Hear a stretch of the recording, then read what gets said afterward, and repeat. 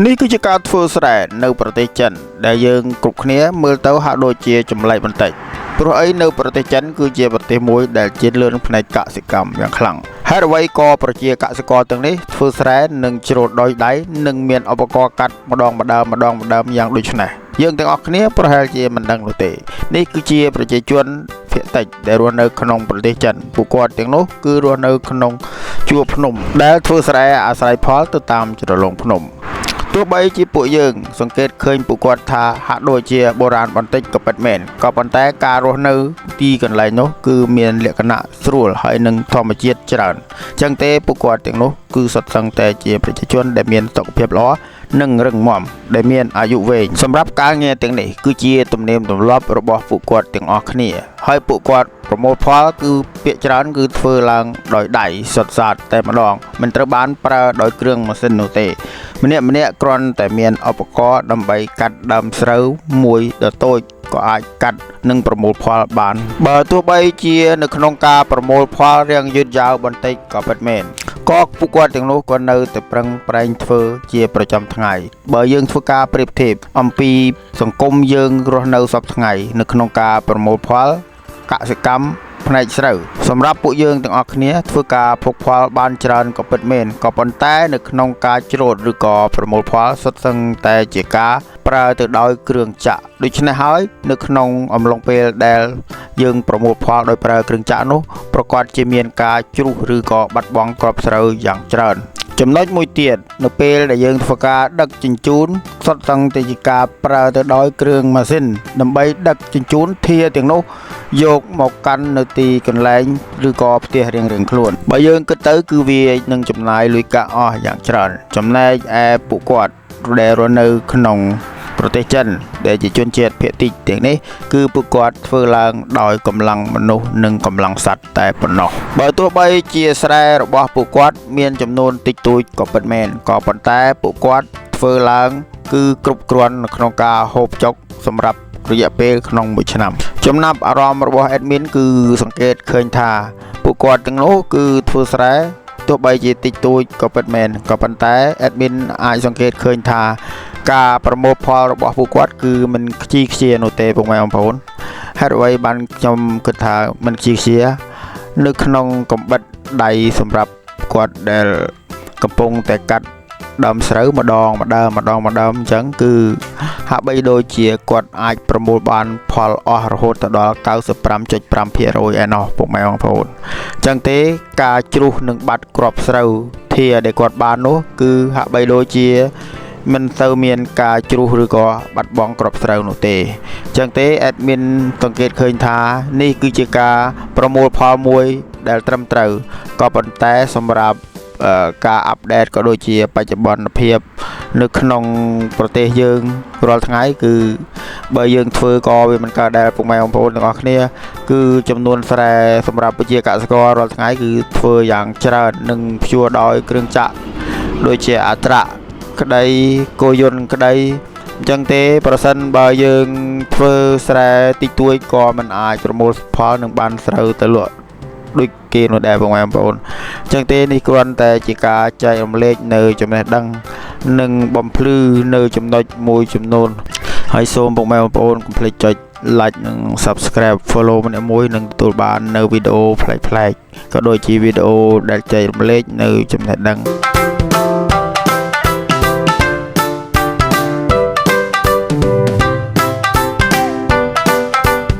នេះគឺជា excavator ដែលអណ្ដែតនៅលើទឹកអ្នកទាំងអស់គ្នាប្រហែលជាមិនធ្លាប់ឃើញនោះទេព្រោះអី excavator មួយគ្រឿងគឺមានទម្ងន់ធ្ងន់សម្បើមណាស់ដែល excavator ប្រភេទនេះត្រូវបានគេកែច្នៃនិងមានឡាបចាក់ក៏ដូចជាកង់ដើម្បីវាលខៃទឹកនិងអាចចល័តទីនិងអាចធ្វើការនៅលើទឹកបានយ៉ាងងាយស្រួលផងដែរនេះគឺជា excavator ដែលមានទម្ងន់យ៉ាងស្រាលដែលត្រូវបានគេផលិតឡើងដើម្បីស្ដារប្រឡាយទឹកនិងប្រព័ន្ធធារាសាស្ត្រដោយមិនចាំបាច់បិទទំនប់ទប់ទឹកនិងបូមទឹកចេញដើម្បីកាយប្រឡាយសម្អាតនោះទេមានមនុស្សមួយចំនួនតែងតែឆ្ងល់ថាហេតុអ្វី excavator មានដៃវែងនៅពេលដែលប្រឹងកកាយហេតុអ្វីក៏ excavator មានយកឬក៏បះគូតហើបគូតនេះគឺជាចំណុចសំខាន់ដែលអ្នកទាំងអស់គ្នាមិនធ្លាប់បានដឹង កាលពីមុនមកតាមពិតនៅខាងក្រោយគូតរបស់ excavator គឺមានទម្ងន់យ៉ាងធ្ងន់បំផុតគឺមិនមែនជាដុំដែកថែបនោះទេនោះគឺជាទម្ងន់បេតុងដែលត្រូវបានគេចាក់និងរំជួយពីប្រាប់តយ៉ាងខ្លាំងដើម្បីធ្វើឲ្យសាច់បេតុងហាប់និងណែនមូលហេតុទាំងនេះហើយទើបធ្វើឲ្យ excavator មានទម្ងន់យកនៅខាងក្រោយនៅពេលដែលធ្វើការទាញឬក៏កកាយដៃគឺមិនមានបញ្ហាអ្វីនោះទេជាការពិតណាស់ excavator គឺមានតួនាទីយ៉ាងសំខាន់ដែលអ្នកកសាងទាំងនោះគឺមិនអាចអត់ excavator បាននោះទេដើម្បីកសាងអ្វីមួយត្រូវតែមាន excavator ជាចាំបាច់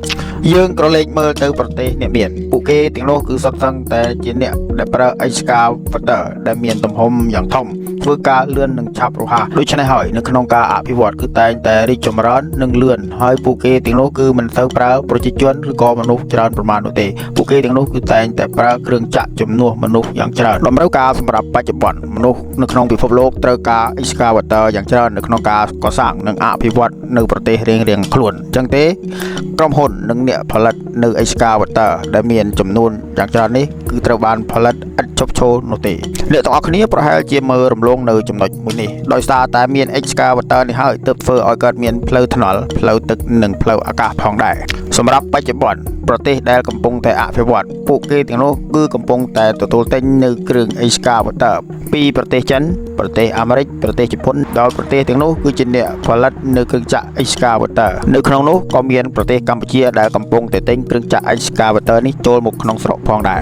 សម្រាប់នៅក្នុងប្រទេសកម្ពុជាក៏នៅតែមាន excavator ស៊េរីចាស់ដែលមានអាយុកាលយ៉ាងយូរឆ្នាំដែលផលិតនៅក្នុងឆ្នាំ1960ក៏នៅតែឃើញមានមួយដែលនៅតែអាចប្រើប្រាស់បានរហូតដល់បច្ចុប្បន្នជាចុងក្រោយនេះ admin សូមអរគុណពុកម៉ែបងប្អូនទាំងអស់គ្នាតែងតែតាមដាននៅលើ page ដឹកបន្ទឿទីផ្លាយនេះហើយក៏សូមពុកម៉ែបងប្អូនកុំភ្លេចចុច like និង subscribe follow អ្នកមួយដើម្បីនឹងទទួលបាននៅវីដេអូប្លែកៗនិងវីដេអូដែលចែករំលែកចំណេះដឹងដល់អ្នកទាំងអស់គ្នា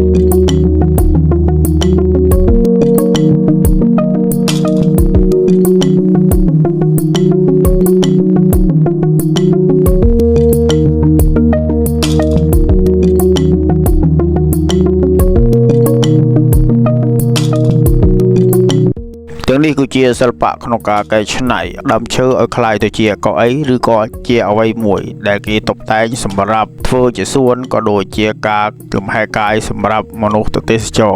ដោយការតុបតែងដើមឈើទាំងនេះគឺត្រូវបានធ្វើឡើងកាលពី60ឆ្នាំជាងមុនមកម្លេះរហូតមកដល់បច្ចុប្បន្នក៏នៅតែមានការពេញនិយមយ៉ាងខ្លាំងបំផុតនៅក្នុងប្រទេសចិនមានដើមផ្ការុក្ខជាតិនានាយ៉ាងច្រើនម៉ូដច្រើនប្រភេទដែលត្រូវបានអ្នកជំនាញនឹងវិញត្បាញឲ្យคล้ายទៅជាធូឬក៏คล้ายទៅជាកៅអីដែលពួកគាត់តែងតែច្នៃប្រឌិតគ្រប់ម៉ូដគ្រប់ម៉ាកជួនកាលពួកគាត់ក៏អាចច្នៃដូចជាអក្សរចិនក៏មានដែរតែអ្វីដែលផ្ដោតសំខាន់បំផុតនោះគឺយើងឃើញនៅរុក្ខជាតិដែលពួកគាត់វិញត្បាញនោះអាចចាក់និងលាយបញ្ចូលគ្នានឹងសាច់តែមួយប្រៀបដូចជាយើងផ្សារ